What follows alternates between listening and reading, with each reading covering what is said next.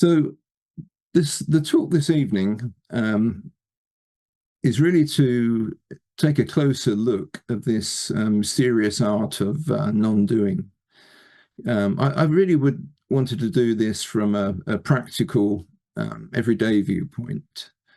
I didn't really want this to be, too intellectual or a history of the Tao Te Ching. I'm not an intellectual or an academic. My only motivation for giving this talk is really to apply the second theosophical object, which is to encourage the comparative study of religion, philosophy, and science. So this is more of a guide to practical applications of non-doing. So, and it's kind of manifested itself in my lifetime, quite often not realizing what it was. Things have happened apparently coincidentally, which I really wasn't aware that at the time, this art of non-doing, or which is a Taoist art of Wu Wei, it never really struck me at the time that what it actually was. So it kind of got me interested, and I've been kind of dipping in and out of this subject for a number of years. So moving on, Wu Wei, the art of non-doing, originates from ancient Chinese philosophy and is a core principle of Taoism. It dates back to the foundational text of Taoism, the Tao Te Ching, attributed to the sage Lao Tzu, Old Master. Yeah, there's a number of scholars. It's debatable whether Lao Tzu did exist as an individual or it was a kind of series of scribes over the years. So that we'll never know, because it was 5 centuries before the Common Era. So this was approximately 500, 600 years ago, before the Common Era, rather. The concept emphasizes the balanced and harmonious way of life, going with the flow to live an elevated and transformative life by imparting universal wisdom on how to navigate challenges with ease and grace. Now, Madame Blavatsky often refers to Confucius and Chinese philosophy, but does not refer to Lao Tzu that much in her writings, although she does give this glowing endorsement that the Tao's worldview on esoteric cosmology is in adherence with theosophical teachings. And we should remember that the Tao Te Ching has been translated into more languages than any other book. And even today, scholars can't agree on the most accurate translation. It's been translated into nearly every language in the world. But obviously the beauty of the theosophical study is that we are encouraged to compare the Tao with other esoteric teachings and find the common ground, and then perhaps try and make sense of any differences. So what I did find in researching was that Madame Blavatsky in her dictionary refers to Lao Tzu. And she said he was a great sage and philosopher who preceded Confucius. It is indeed, he believed that Lao Tzu was teacher to Confucius, and that both lived approximately 2,500 to 6,600 years ago. So in the Theosophical Glossary, on page 186, she says, the book of perfectibility of nature, written by the great philosopher Lao Tzu, is a kind of cosmogony which contains all the fundamental tenets of esoteric cosmogenesis. Thus, he says that in the beginning there was naught but limitless and boundless space. All that lives and is was born in it, from the principle which exists by itself, developing itself from itself. Swabhavat, as its name is unknown and its essence is unfathomable, philosophers have called it Tao Anima Mundi, the uncreate, unborn, and eternal energy of nature, manifesting periodically. Nature, as well as man, when it reaches purity, will reach rest.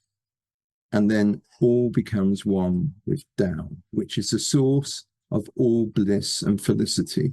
So she gives it a very glowing reference there. And there's a kind of, the last part of the sentence, which is in highlighted there, she says, as in the Hindu and Buddhistic philosophies, such purity and bliss and immortality can only be reached through the exercise of virtue and the perfect quietude of our worldly spirit.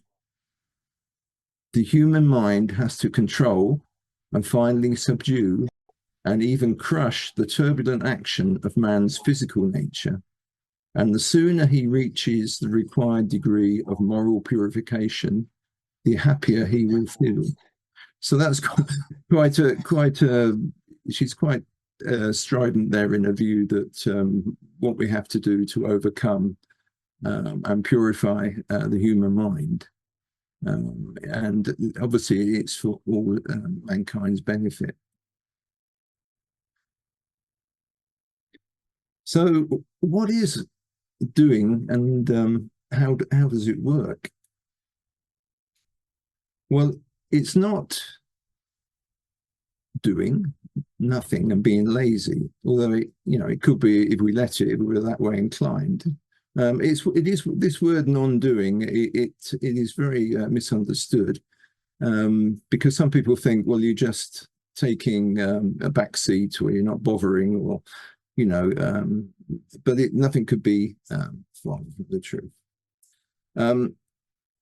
How is it achieved? Well, it's achieved by quietening the mind through behavior modification. If you think about it, well, I'm sure we all have, we've all heard of the monkey mind, and what we really want to do, I think all human beings are the same. We'd all like to have a peaceful mind, to live in peace and harmony in ourselves.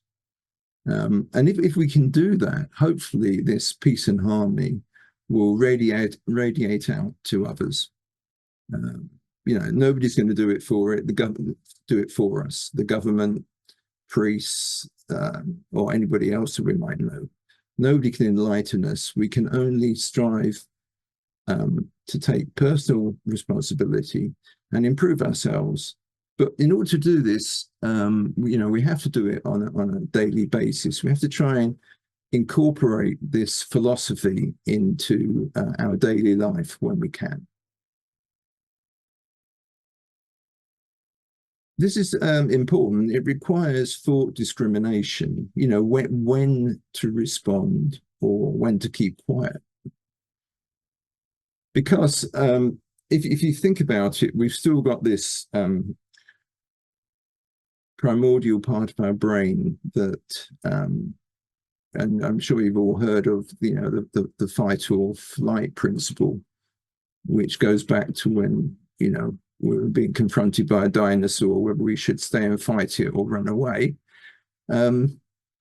So we have to discriminate as when to respond. So an example in modern life, say we've strived to find this peace within ourselves. Does it mean that we're going to stay peaceful and at rest all the time mentally? Well, obviously not, because life's not like that, is it?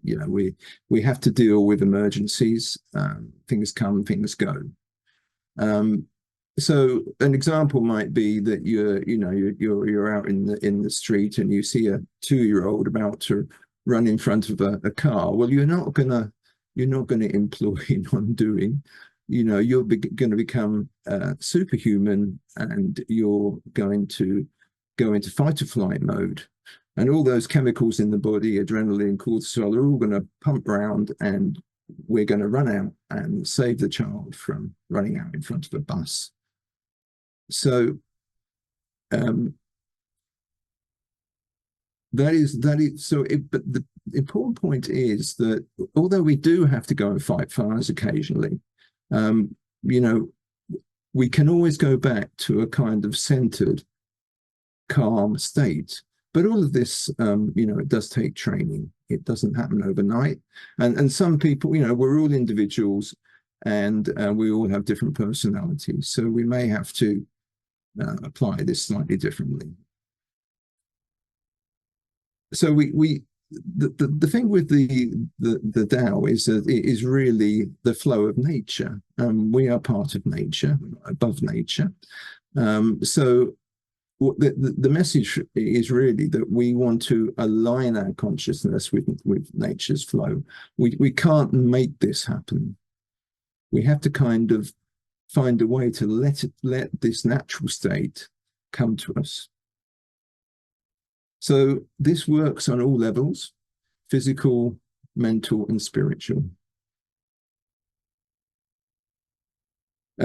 It usually requires us to change our habitual thinking because we're all the same. We all have habits. A lot of our thought processes we could have picked up as children, from our parents, from schools, and obviously our life's experiences. So habitual thinking is, unique to the individual. But to move on and make improvements, we have to see if we can change that. So that the aim of non-doing is effortless action. Effortless action is referred to in the Tao as the Wu Wei. So it's non-action, non-resistance, going with the flow and working with the natural energy that pervades the universe. So we're going to have a delve into this energy source shortly, and I've got some slides from the secret doctrine on this. And also, this works hand in hand with karma to shape our destiny. Obviously, we know that karma does shape our destiny, those of us that are theosophical students. So this has to play a part in this as well, with what we have to face in each existence. Okay. So this is from a Chinese philosophical text, Guanzi. When your body is not aligned, the inner power will not come. When you are not tranquil within your mind, will not be well ordered. Align your body, assist the inner power, then it will gradually come on its own. And this is very important in this concept of non-doing, is that, as human beings, we're kind of brought up to think, we have to control everything. We're brought up to be competitive. Let's get ahead of the next guy. Let's win a medal. Let's get to the top of the greasy pole at work and become a super duper manager, and do whatever's necessary to win. So this work kind of requires letting go of this notion and aligning ourselves with the Tao, and kind of get out of trying to control everything, including our own thoughts, because it's a bit like we're trying to tune in to the Tao, this kind of energy source, but we're on the wrong frequency. Our mind is so full of clutter, we can't tune into it. So we can't force that to happen. We have to. There's a subtlety here of allowing it to happen. Okay, so this has got, we've heard of non-doing, and we've all heard of going with the flow, which is another common term of, don't get het up about something, just go with the flow of it. Don't fight what is. Or being in the zone is very much a kind of sporting term. So according to sports psychology today, the zone is a state of supreme focus which helps athletes in all sports perform at their peak potential. It is when your mind fully connects with achieving a goal, such as getting a hit or stealing a base. So it's very American. Attention is absorbed into the present, the here and now only. When you're in the zone, your mind only processes the thoughts and images that help you execute your task successfully. So in that picture there is Seb Coe, Sebastian Coe, the runner. I remember reading his book, which unfortunately I don't have anymore, but years ago, where he talked about, he was in one particular race, and everything mentally, physically, muscularly, breathing, everything was as it should be in unison. And he didn't know it, but he was beating, his personal best. And he said, if anybody from the crowd had shouted out, "Hey Seb, you're beating your PB," he knew he would have tensed up, and ironically, that probably would have caused him to go back and to an old pattern and slow down. So you'll hear that quite a lot in sport, that a lot of sports people talk about getting into the zone, and it's not an easy thing to do. So let's take a look at the yin and yang symbol, because it's very meaningful. So we're going to look at the Tai Chi symbol, which is the yin and yang or principle, which applies through nature, and it applies to everything in the universe. If we look at this symbol, you can see that the black half there is yin, which is the feminine qualities, which is earth, the moon, water, night, darkness, cold, wet, inhalation, and contraction. And then if you move over to the white, you've got yang, masculine qualities: heaven, the sun, fire, day, light, heat, dry, exhalation, and expansion. So they're not kind of gender related, they're just feminine and masculine characteristics. Now, yin and yang, although they appear diametrically opposed to each other, represent balance and harmony. Neither can dominate the other, therefore they coexist equally powerfully. And as you can see there, if you look at the white dot there, yin carries a seed of yang, and yang carries a seed of yin. So this is the belief that everything in the universe consists of two forces that are opposing, but they're also complementary.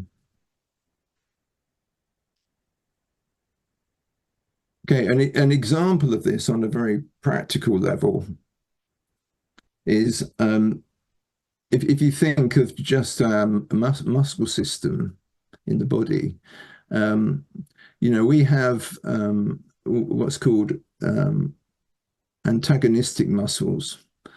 So it's the very same principle by no accident, I'm sure, that this is the way of yin and yang also, is that as above and below principle applies to everything in nature. All movements have active and a passive phase, and antagonistic pulls throughout the body. So this is an example of how this works with a muscle. So if you see there, antagonistic muscle is a muscle that opposes the action of another. For example, when the triceps oppose the contraction of the flexing biceps by relaxing, the triceps will be regarded as the antagonistic muscle to the biceps. So if I tighten my fist here, then my biceps are contracted and my triceps are relaxed. If I release my arm, the reverse is true. The biceps are relaxed and the triceps are contracted. So these antagonistic pulls work through the whole body. So if we didn't have that antagonism, if you like, then the contraction and relaxation of the muscle, we wouldn't be able to work the arm.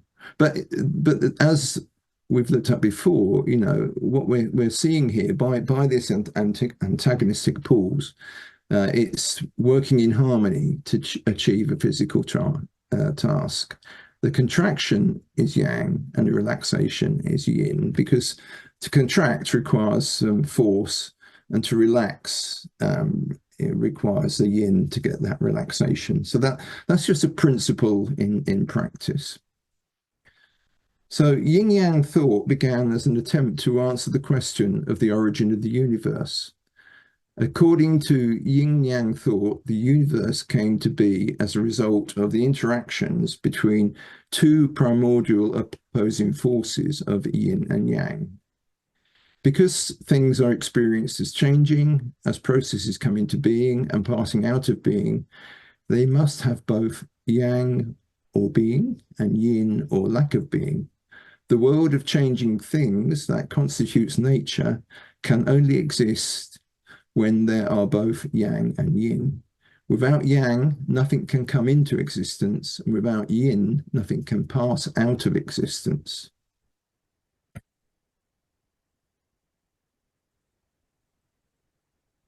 Okay, so if we look at Tao cosmology, again, HBB, did mention in the earlier that this does tie in with the Theosophical teachings, but obviously, cosmology is a massive subject. The Secret Doctrine Volume 2 is 700 pages if you care to read it. So we're not going to be going too deep into cosmology, only to say that in the Tao Te Ching, it talks about the Tao begot one, one begot two, and two begot three, and three begot 10,000 things. The 10,000 things carry yin and embrace yang. They achieve harmony combining these forces. So you've got these two forces of yin and yang, which are antagonistical, but they are, at the end of the day, that's necessary. The forces are necessary to have harmony and balance. So when you think of so that three, heaven and earth is really, thinking of the mother and the father, think of that as a composite, and humanity. And then when the three begot 10,000 things, what that means is everything in the universe, everything that exists in the universe. So in the Secret Doctrine, what I try to do is find a kind of similarity to this. Because Taoism perceives that Tao as a natural order underlying the substance and activity of the universe. So in the stanzas, HBB says that father, mother spin a web whose upper end is fastened to the spirit, Purusha, the light of the one, darkness and the lower one to matter, Prakriti. It's the spirit's shadowy end, and this web is a universe spun out of the two substances made in one, which is Swabhavat. And Swabhavat is basically everything from it, all nature proceeds, and into it, all nature returns at the end of life cycles. So it's kind of mother, father, again, at the end, everything goes back to unity from diversity. So she goes on to say that in the web expands when the breath of fire, the father, is upon it. It contracts when the breath of the mother, the root of matter, touches it. So if we go back to that drawing there, what she's saying is, HBB, is that at the beginning of New Manvantara, then the power and the force required comes from the yang masculine qualities, and that is the exhalation and expansion to start off. So at the end of that manifestation, then it is the yin, the feminine qualities that would, if you like, with the divine breath, breathe us back in to unity.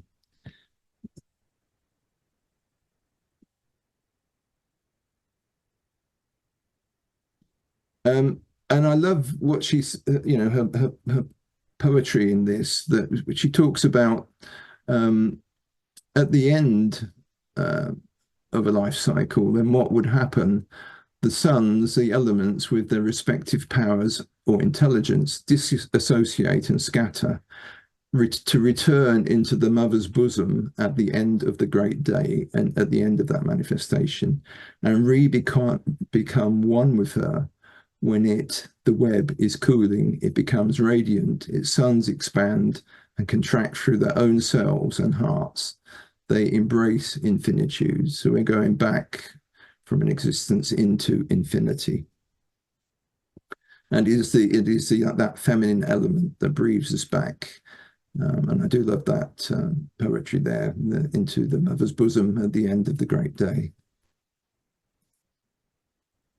So we're talking about an energy source here that, and I can admit now I'm not a scientist. So, what is this cosmic energy?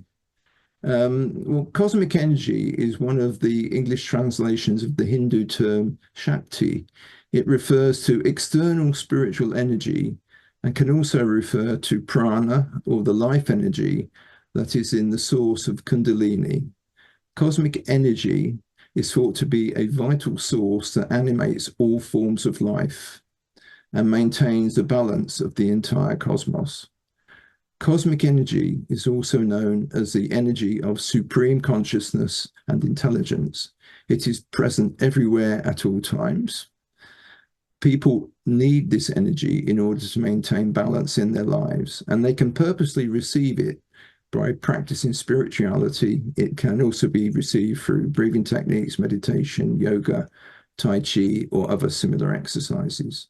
Now, one practical book I'm going to recommend, I'll bring up the details at the end, for people that would like to incorporate non-doing into their lives. The one book I would recommend very highly is by Andrew Townsend, Wu Wei, the Tao of Non-Doing. So it's a very practical guide of how to apply this to ourselves. So if somebody's looking for that, then I'll put the details up, and it's available on Amazon.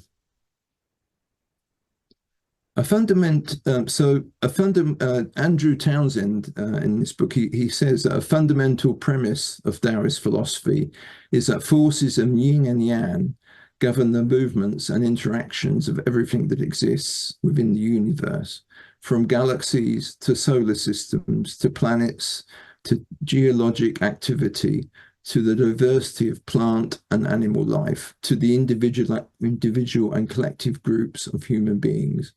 We can think of yin and yang as the basic forces that underline the physics of the Tao.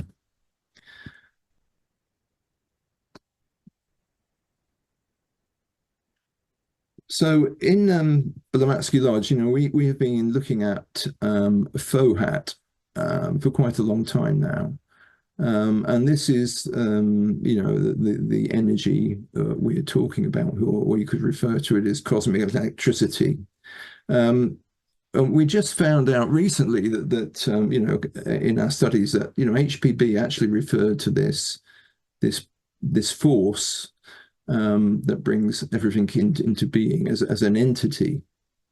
So she says in The Secret Doctrine 2, page 111, Fohat then is the personified electric vital power, the transcendental binding unity of all cosmic energies on the unseen as on the manifested planes, the action of which resembles on an immense scale that of a living force created by will.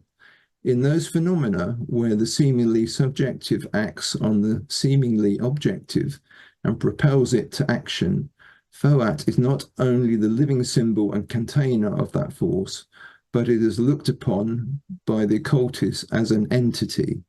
The forces he acts upon being cosmic, human, and terrestrial, and exercising their influence on all those planes respectively.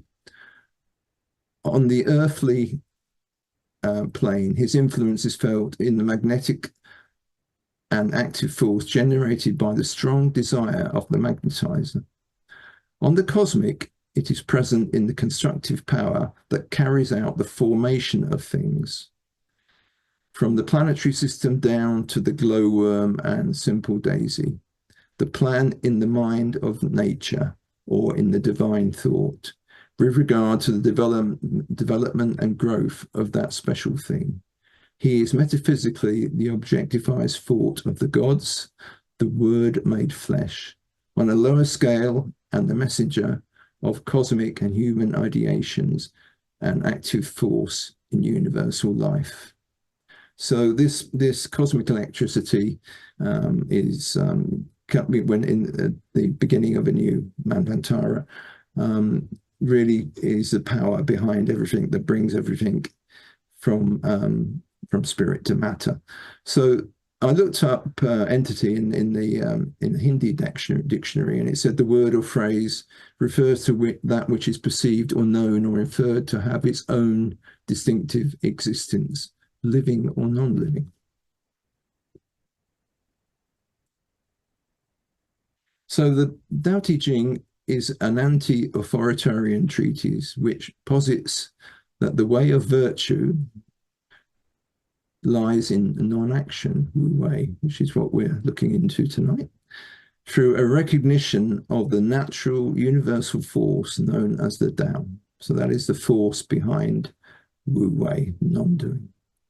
The Tao flows without effort and like water, goes where it will without striving, and affects change and growth. To be virtuous, one should emulate the Tao and engage in non-action, which is really not forcing an effect or outcome. Human-made laws, it claims, cannot make one virtuous and cannot contribute to good behavior, inner peace, or empathy with others because they are not in tune with nature. It is only by recognizing the Tao and one's connection to it and all things that one may achieve these goals. To recognize the Tao, one must know what it is, and so it is defined in the first chapter of the Tao Te Ching.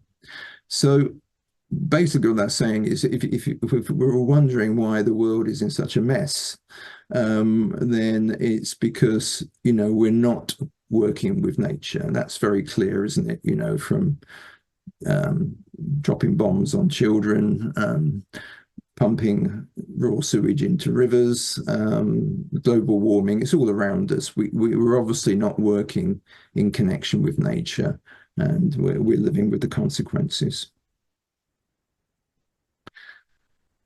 So we've got that kind of background on what yin and yang, non-doing is, Wu Wei. So I wanted to really look at some kind of practical applications of non-doing.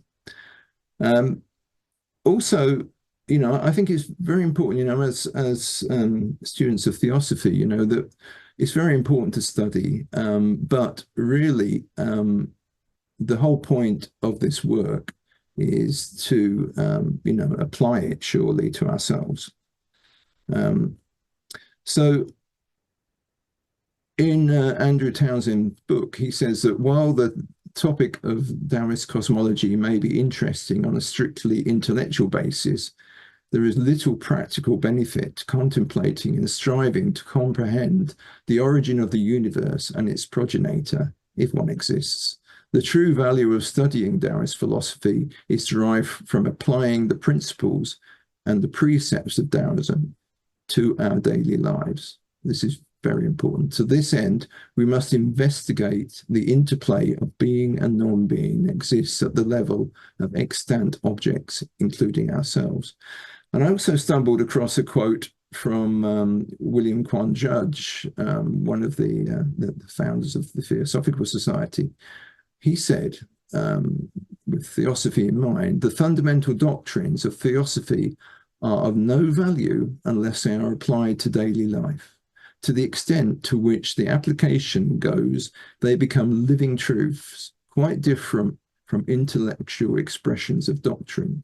The mere intellectual grasp may result in spiritual pride, while the living doctrine becomes an entity through the mystic power of the human soul. So I found that very, very moving, that, the way he put that there. We've just got to be careful that when we're studying that, and we think we know a lot, that pride doesn't get in the way, because really it's of no use. You have to, as it says there, you have to live the doctrine.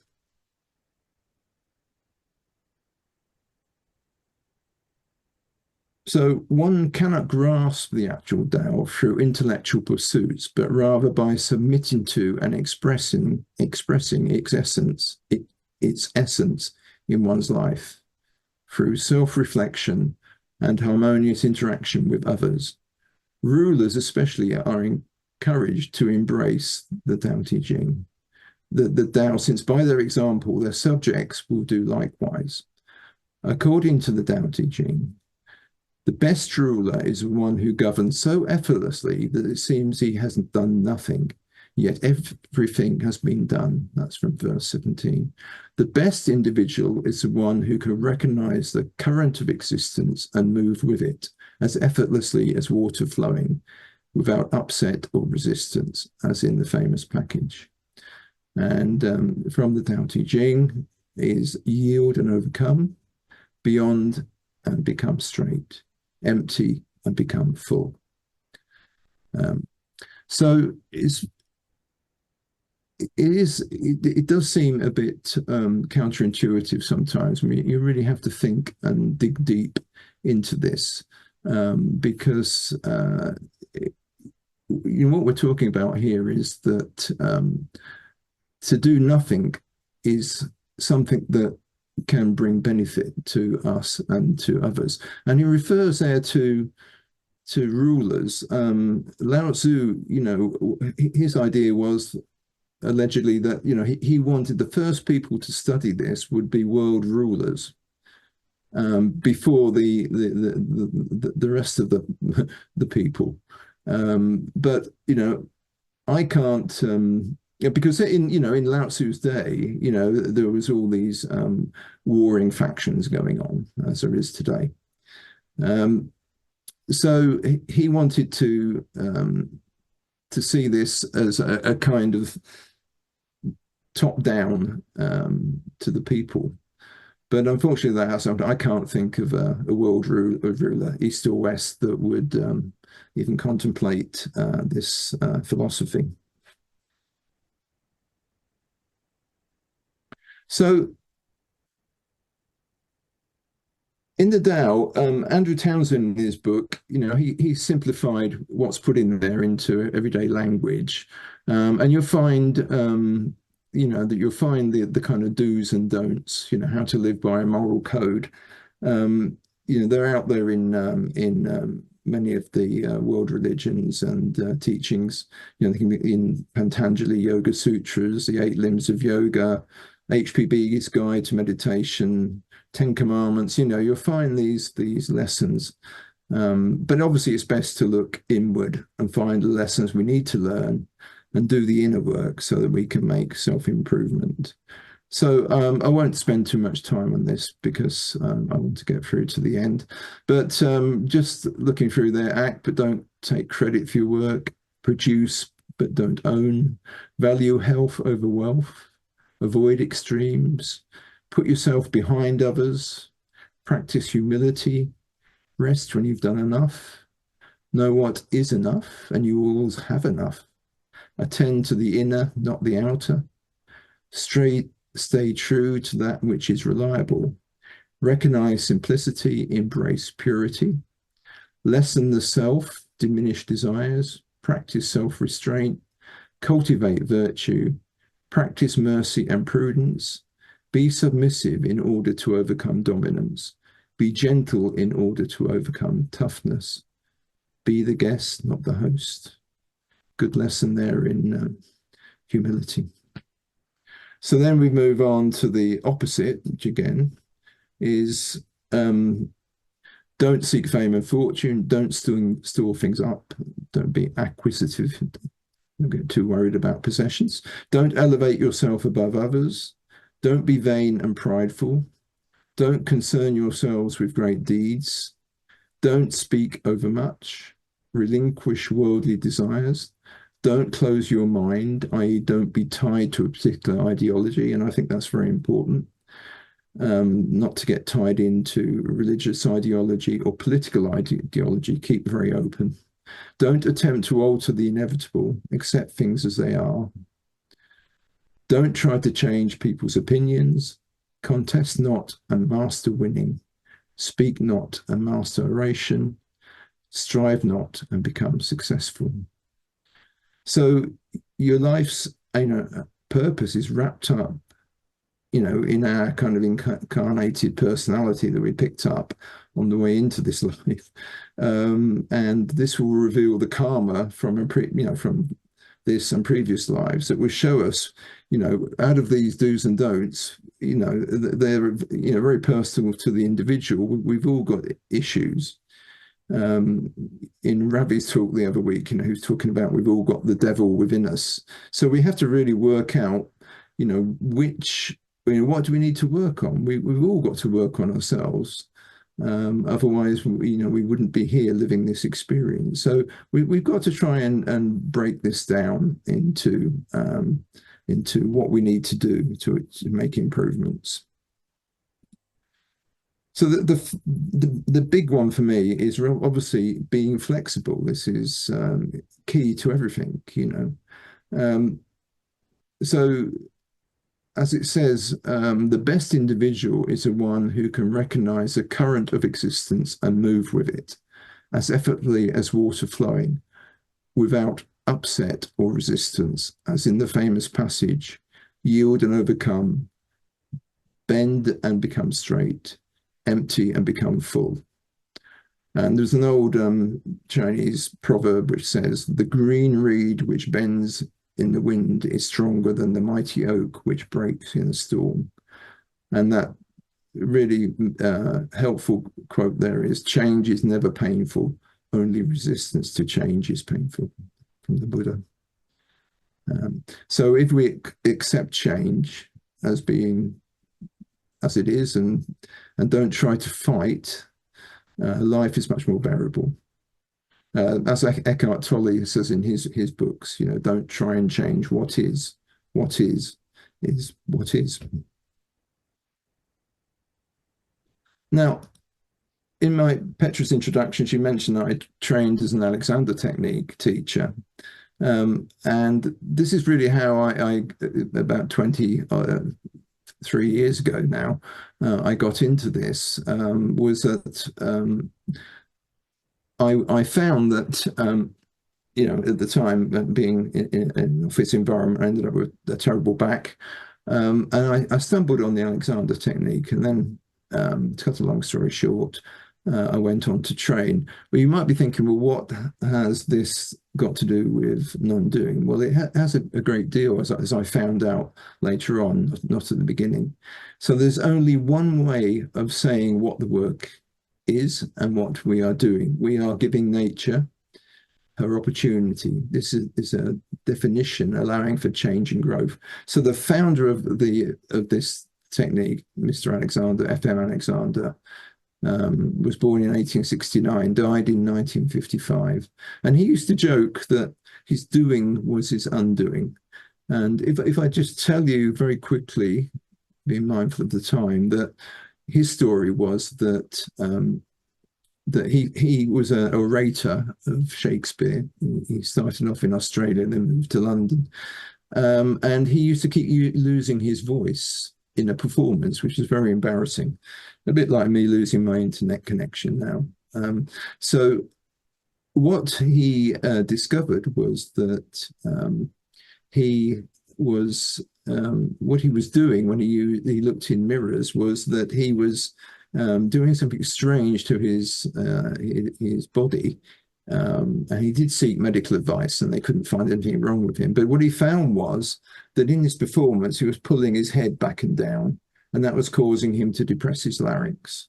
So what he discovered was that he had to bring his subconscious mind, if you like, that deals with quick actions of muscular movements, up to a conscious level to deal with them.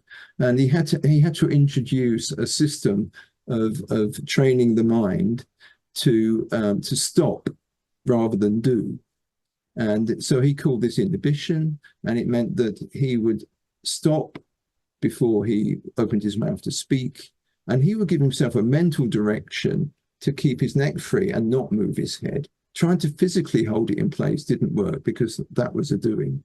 And then when he changed his career, he realized he's founded something very significant, and he went on to teach this all over the world. He lived in London, and between the wars, he moved to America and taught it over there.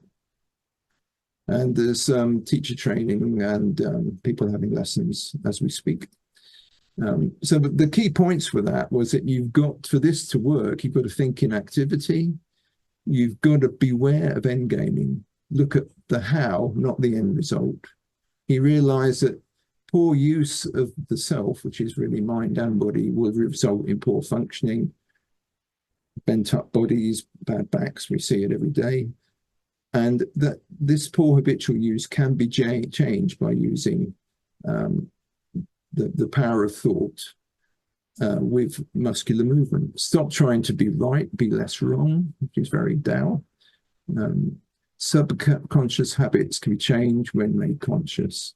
So this is how we can do this. The intelligent body has lightness of movement, which is our birthright. So I like that. Stop trying to be right, be less wrong, which is, if you think, very non-doing. Because if you keep trying to be right, then you're probably putting a lot of tension in. So in meditation, you really, the key there is, unfortunately, spiritual seeking can also be a doing. And in meditation, and I wouldn't attempt to advise anybody on how to meditate, because there are thousands of different ways of doing it out there. But obviously the key is that to focus on being and not doing. And one of the ways of doing that is by becoming the observer. By becoming the observer, you allow that connection through to that Tao energy, which is what we call in Theosophy, opening up that rainbow bridge, the Antakarana, to the higher mind, because that ray is there, and what we have to do is remove the impurities in our thinking to be able to connect to that power, if you like.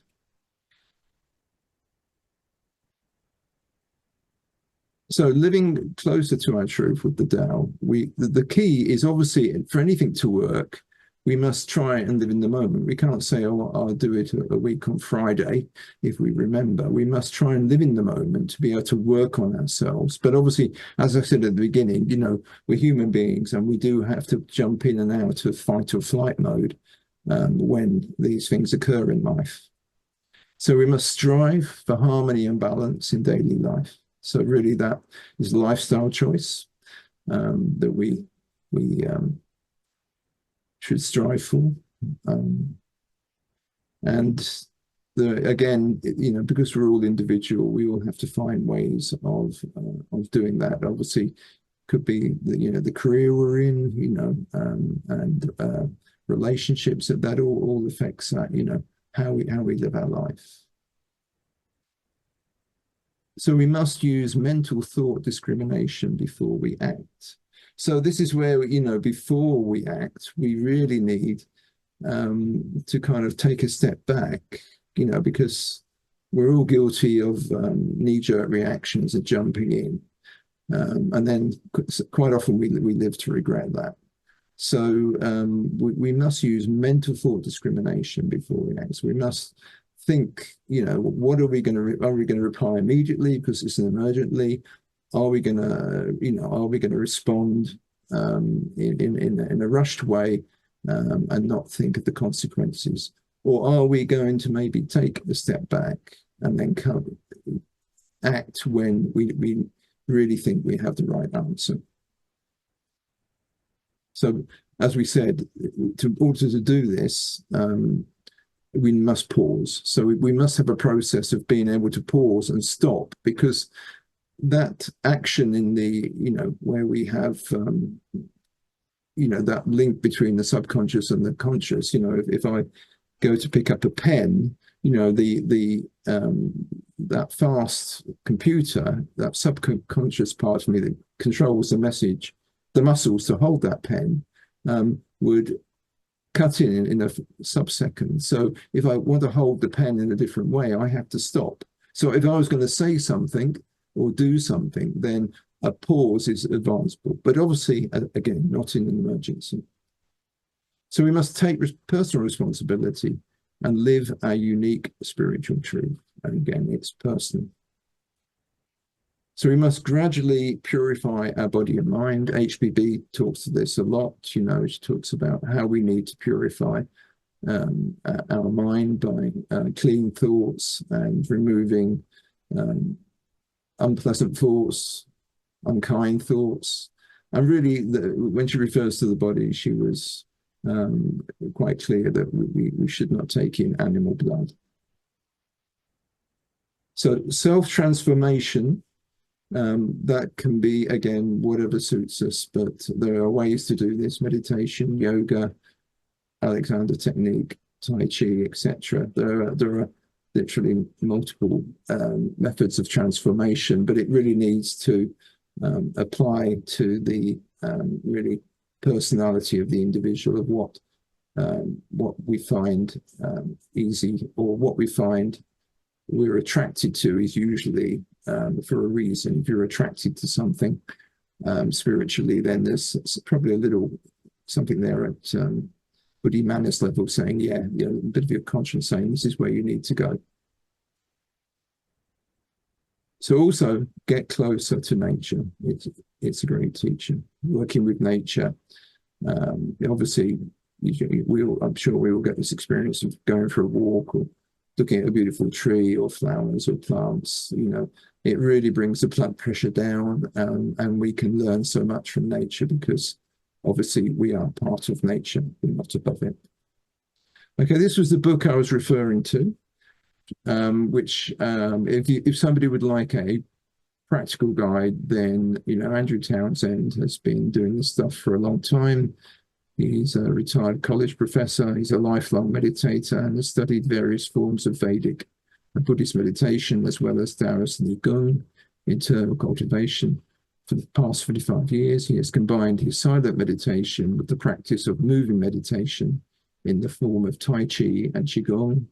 Mr. Townsend has written 12 books and lives in Florida in the USA. So as a practical guide, you couldn't do better than looking at that, if that's what you want to do. So we are actually at the end of this presentation. And I just wanted, just before I go, to say we need to quiet the mind and the soul will speak.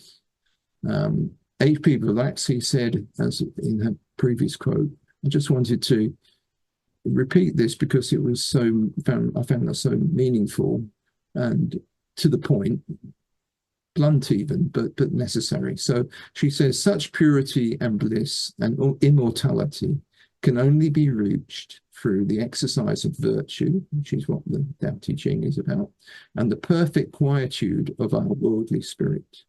The human mind has to control and finally subdue and even crush the turbulent action of man's physical nature. And the sooner he reaches the required degree of moral purification, the happier he will feel. Thank you for listening. So I'll hand back to Petra, and if anybody has any Any questions? Then I'll attempt to answer.